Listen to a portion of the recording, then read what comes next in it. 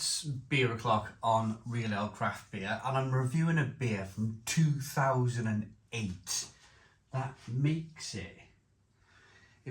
This is a beer that was made by the late but now relaunched Cains Brewery in Liverpool. And this is the Liverpool Capital of Culture 2008 beer, limited edition, look, 08. It's a 5% ABV, 500 milliliter bottle. I picked it up in a flea market, and there's a reason why I picked up this beer in a flea market. In that, when I first started this channel back in 2010, I used to see these beers in home bargains, and because I wasn't a lager drinker back then, I never reviewed it. And then I learned that the brewery had gone bust and they were no more, and there was no chance, and I was kicking myself. Why didn't I ever just buy a Cains Brewery lager in home bargains and review it? So flea market, this is a 174-year-old brewery if they were still in existence today, 1850. They have relaunched, or they've tried to relaunch over the last 2 years. I did a collaboration with a brewery called Glen Averick Brewery up in Liverpool, and there were murmurings, there was talk of Cains Brewery. They've relaunched, they're back. I've never seen their beer anywhere. I've never seen it for sale online. I haven't even seen any of their social media stuff. So whether they're just a small affair now, but this is from the original brewery when they were in existence and when they were kind of producing these lagers. So if this is 2008, the beer is 16 years old. It's a 16-year-old lager, so I'm not really expecting too much. Got a trademark thing on the top. I think in the flea market I paid, listen for a hiss, little bit of a hiss there. I paid about £2 for this beer. Hopefully it's not spoiled, hopefully I can review it. I've chosen this Hop House 13 glass because it's one of the most nucleated glasses I have. If there's any carbonation left in this beer, this glass will promote it. Yeah, she's brown. Yeah. Oh, what a shame, what a shame, what a shame. Okay, so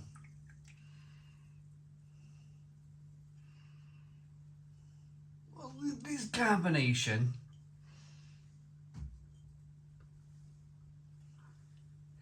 there is still some carbonation in the glass of beer.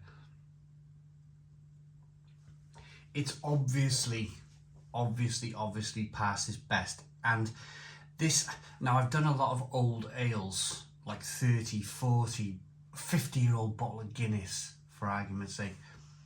And some of them have been quite strong, like 10% plus, but I've never tried to review a lager before. And I'm just thinking to myself, what are we gonna kind of come across here? So it's good that we still have some kind of carbonation in the glass. It has oxidized with the bottle cap. As you know, with a lager, it should be a lot lighter than this, which is a right shame, really. It doesn't look very appetizing. It doesn't look very appealing, but we'll give it a go. Little bits and pieces floating around in the glass. Let's get the aroma then on this lager.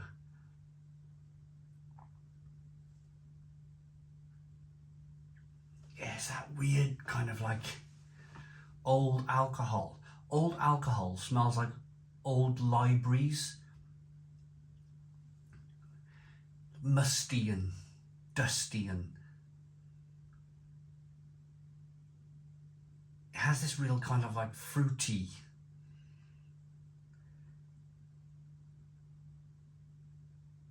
like old musty fruit, like you found a satsuma or something, an orange. and it's a little bit mouldy in the back of the cupboard.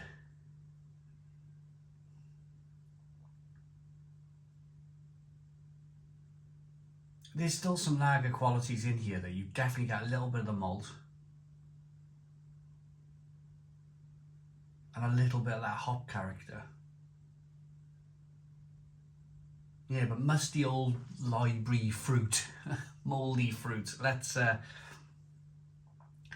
dive into this one. Cheers, everybody.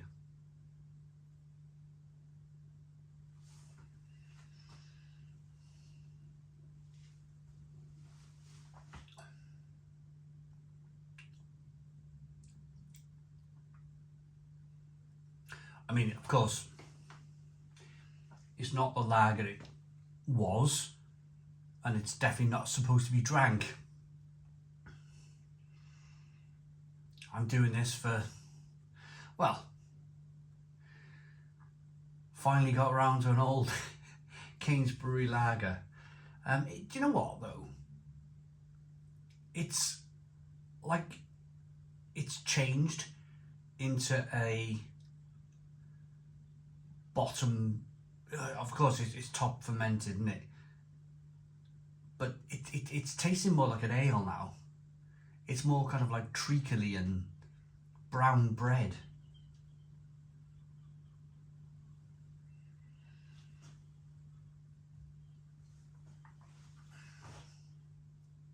Some raisin, some plum, some fig, some prune. Where's that come from? Where has that come from with this being supposedly like a light and generic lager? Where's that come from? It's a shame really. I've probably covered as much as I can. There's no real bitter. There's a little bit of bitterness to the beer. There's a lot of sweetness to the beer.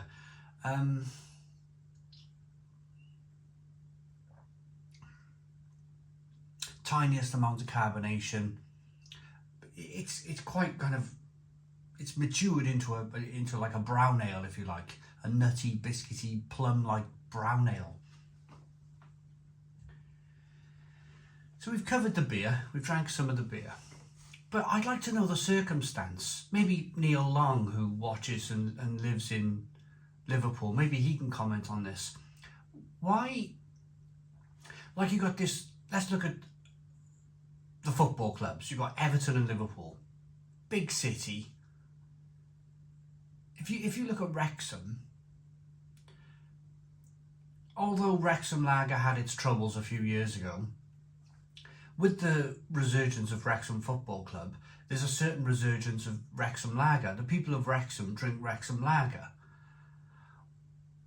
The people who go to the football drink Wrexham Lager. And it wouldn't surprise me if in the future Ryan Reynolds and Rob didn't just go out and purchase Wrexham Lager. It makes complete sense to me, and I can really envisage that happening, and then that brand thriving with Wrexham Football Club.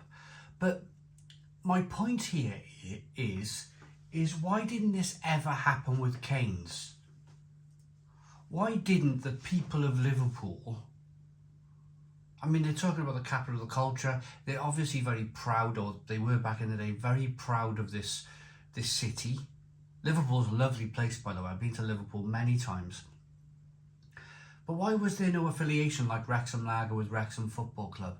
Why didn't Everton or Liverpool Football Club, why didn't they ever get on board with this? And you know, you go to Liverpool to watch a football match, you have a pint of Cain's Lager at the match or after the match, before the match. Why wasn't it ever a big thing? I thought it might have been. It's a real shame. It's a real shame. So comment in the comments box.